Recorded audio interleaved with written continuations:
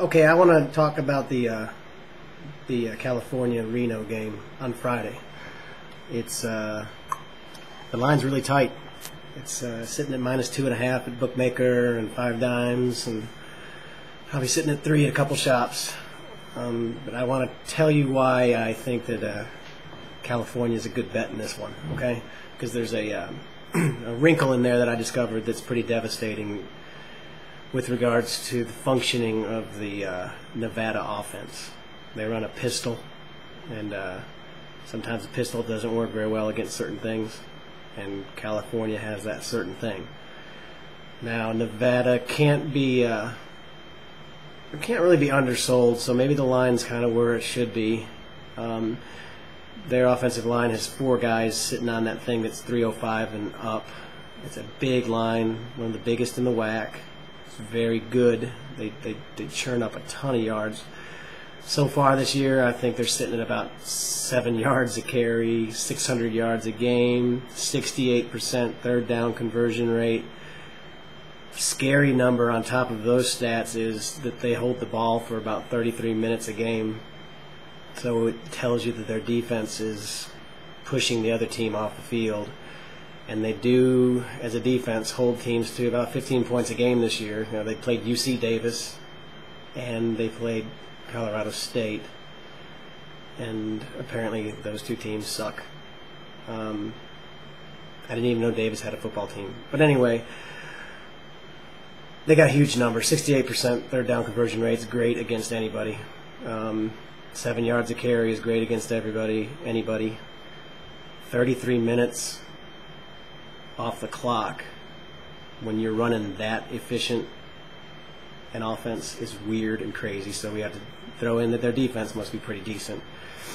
However, when Nevada or any pistol offense faces a 3-4 defense of any talent level, it seems, they get stuffed.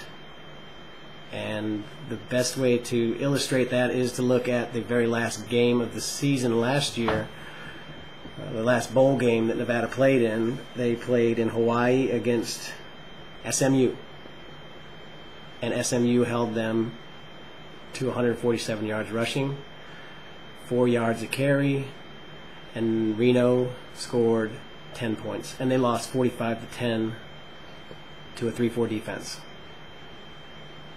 SMU runs a 3-4 defense, and it's not anywhere near as talented as California's. California has 2 big nose tackles. They're 2 deep at nose tackles is really nice. Their front 3 is powerful. It's a good-sized front 3. They've got at least 1 outside linebacker who is a prototypical defensive end, so he fits very well in the scheme. Secondary is average, but they have the component parts to run a decent 3-4 against the pistol, and they're going to fill all the slots and all the gaps.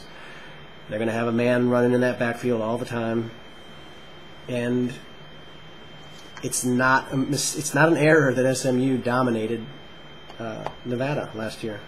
It's a scheme thing. The 3-4 is deadly. Now, California's 3-4 is actually better this year than it was last year, which is good, because Clancy Pendergast is now the coordinator. The other coordinator went to Boise State. Boise State's coordinator went to Tennessee. But the 3-4 remained intact from last year, except it's a blitz-happy 3-4.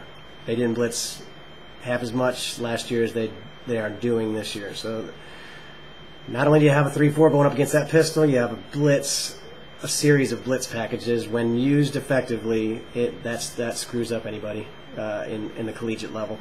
A bad 3-4 is a bad 3-4, but a good 3-4 at the collegiate level, it just blows up people. See Alabama.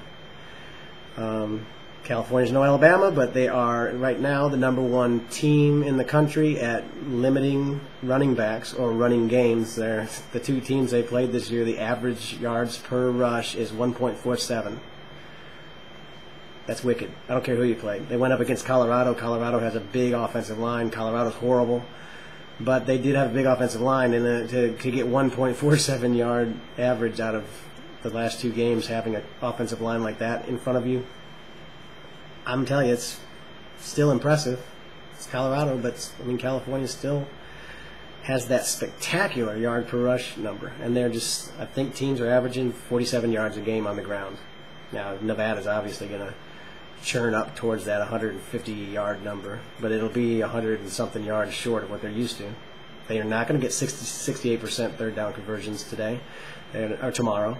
They're not going to run for about 7 yards per carry. They will not. And there should be some backwards yardage, actually. Again, SMU held them to 10 points, held them to 147 yards rushing, held them to 4 yards a carry. 3-4 defense was the reason why. It wasn't because they had just a stout defense. It was the scheme, okay?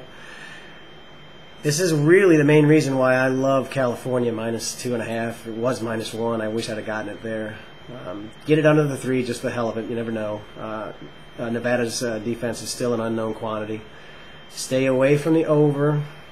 It just looks kind of weird. I think that both defenses are, I know Cal's defense is going to do well. And I think Nevada's defense is going to do fine too. I think it's going to be something more like a 27 to, I hate to say it, 27 to 20, maybe 30 to 20. I don't know. Maybe less because it just depends. I don't think Nevada's going to function like they normally do. So we're going to roll with California, and we're going to roll with that blitz-happy 3-4 against the pistol because it's a matchup scenario that we love. And frankly, I think that California's offense is not too shabby either. And heck, SMU put up 45 on these people because they stifled that offense and got their own offense back on the field quickly. We should have an opportunity to get more possessions, more time. We should trim that time of possession number down off of Nevada. So it looks good to me, guys. Let's go ahead and take it. California -2.5. Get it now because it'll be 3 everywhere pretty soon. And good luck.